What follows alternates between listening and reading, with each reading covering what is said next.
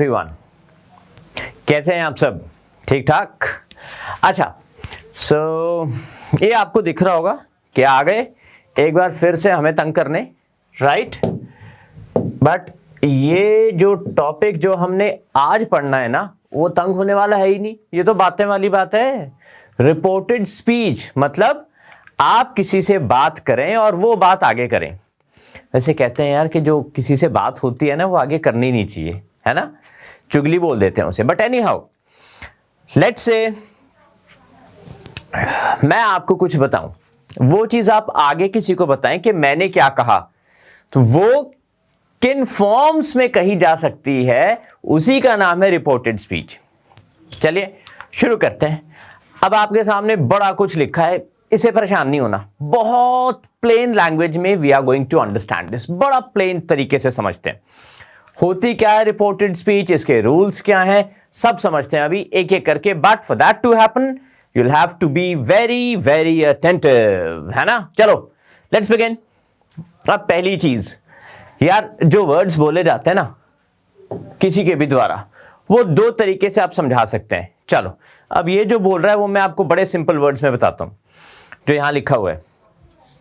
देखो ऐसा होता है, जब मैंने आपसे कोई बात की, मान लो मैंने आपको कुछ समझाया या ये कहा चलो आज रिपोर्टेड स्पीच पढ़ते हैं। अगर आपने यही मैसेज अपने फ्रेंड को देना है कि कल सर ने कहा कि चलो रिपोर्टेड स्पीच पढ़ते हैं, तो आप ऐसे कहेंगे, या तो आप ऐसे कहेंगे कि कल सर ने कहा चलो रिपोर्टेड स्पीच पढ़ते हैं, राइट? या फिर आप ऐसे कह सकते हैं कल सर ने हमें रिपोर्टेड स्पीच पढ़ने के लिए कहा। सो दोनों तरीके हैं।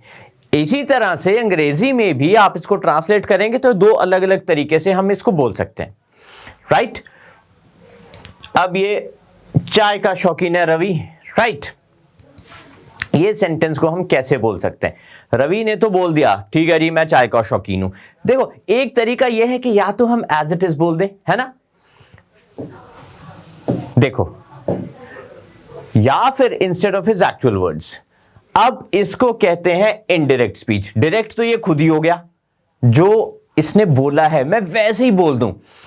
अच्छा, अब भाई ये क्या है? ये दो छोटे छोटे से, ये इन्हें कहते हैं इन्वर्टेड कॉमास। और ये कब लगते हैं?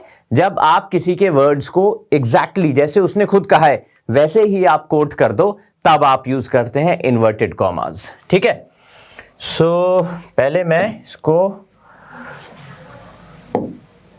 Just give me 2 minutes. मैं ऐसा कलर देख रहा हूं क्योंकि रेड के नीचे रेड हाईलाइट नहीं हो रहा। अब बेटर दिख रहा होगा। चलो अब अगर हम बात करते हैं, आपको इन्वर्टेड कॉमास दिखाई दे रहे हैं, ये है ना? इसका मतलब ही है कि ये वर्ड्स एग्जैक्टली रवि ने कहे।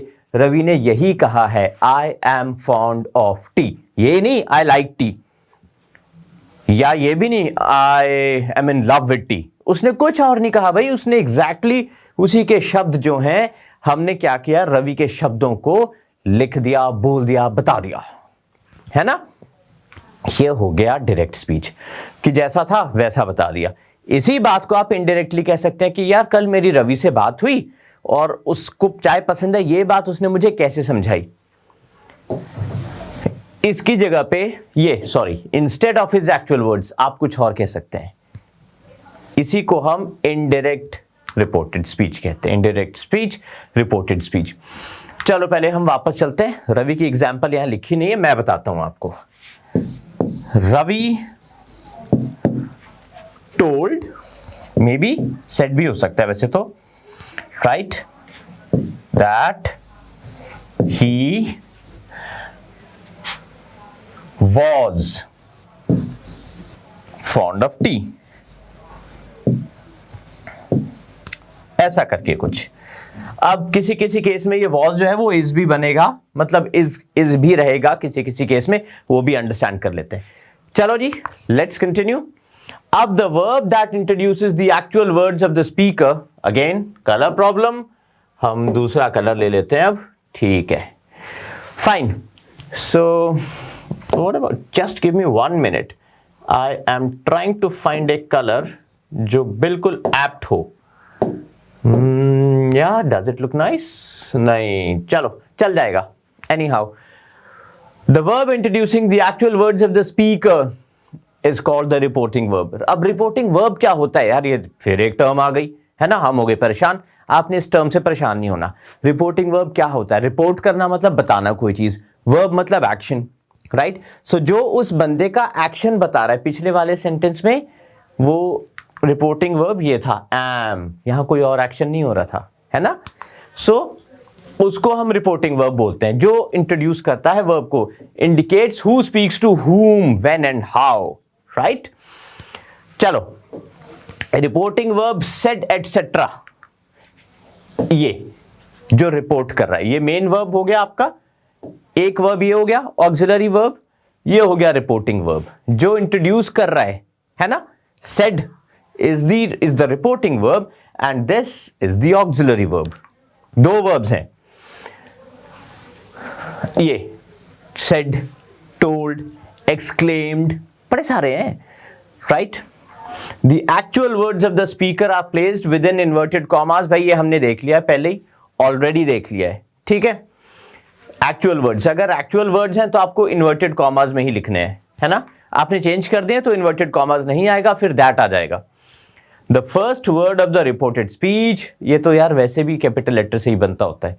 चलो अब ये देखो, ये फर्स्ट आई है, कुछ और भी होता तो वो कैपिटल से ही शुरू होता, क्योंकि जब कोट्स होते हैं ना, इन्वर्टेड कॉमास, जब हम किसी को कोट करते हैं, किसी को भी, let it be anyone, so the first जो वर्ड है उसका पहला लेटर कैपिटलाइज होता है, ठीक है जी? फिर ये कोट्स क्लोज हो जाएंगे। चलो सिंपल है, कोई ज्यादा मुश्किल नहीं है। We need to note the following facts about indirect या reported speech। direct तो हो गई जो direct speech जब हम exact words use कर रहे हैं, indirect speech होती है reported जब आपने report किया। चलो ये एक बहुत इंपॉर्टेंट चीज है, कॉमा नहीं लगता है इसके बाद, is not followed by a comma, लेकिन एक suitable connector, देखो कैसे हमने किया था, कनेक्टर कहाँ है? ये हो गया आपका कनेक्टर, ये दैट, इसने कनेक्ट कर दिया, कॉमा नहीं लगाया मैंने यहां पे, ये कॉमा गलत है। आपको यहां पे क्या करना है? कनेक्टर इस्तेमाल करना है जो कनेक्ट करे दोनों सेंटेंसेस को। चलो, सो वाज दिस डन? या ये हमने कर लिया, समझ लिया, ठीक है? अभी इनके ढेर सारे एग्जाम्पल्स भी करते हैं ताकि आपको क्लियरली समझ आ जाए। ये वर्ड से परेशान नहीं होना आपने। अगर आपको कोई रूल कॉम्प्लिकेटेड लग रहा है, फॉरगेट अबाउट इट, जो मैं बोल रहा हूं उस पर ध्यान दो, बात खत्म, आप इसी से सीख जाओगे। The reported speech is not placed within inverted commas. Reported speech inverted commas में नहीं आएगी, फिर क्या आएगा? आएंगे तो डायरेक्ट वर्ड्स, है ना? रिपोर्टेड स्पीच, रिपोर्टेड क्या है? ये रिपोर्टेड है, ये यहां आपको कहीं इन्वर्टेड कॉमास नहीं नजर आ रहे, है ना?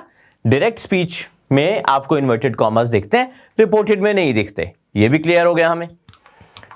चलो, टेंस ऑफ द वर्ब, अब ये ध्यान देने वाली बात है, tense of the verb changes if the reporting verb in the past. अगर रिपोर्टिंग वर्ब पास्ट टेंस में है तो टेंस चेंज होने के बहुत चांसेस हैं, चेंज हो ही जाएगा, राइट? प्रोनाउन में भी कुछ चेंजेस होते हैं। प्रोनाउन क्या होता है? जो नाउन की जगह पर यूज होता है, जैसे ही, शी, इट, कुछ चेंजेस उसमें भी होते हैं, वो भी देखते हैं, अभी सब देखते हैं। जैसे आई की जगह ही हो जाता है, ठीक है? चलो, सो टेंसेस में भी चेंजेस होते हैं, और स्पेशली तब जब रिपोर्टिंग वर्ब पास्ट टेंस में हो। सो आई होप आपको क्लियरली समझ आ गया होगा। Now what we do is we are calling it a day for today. आज के लिए इतना ही, अगले सेशन में कंटिन्यू करेंगे और सीखेंगे और जानेंगे about English, and let's try to be friend English. Thank you.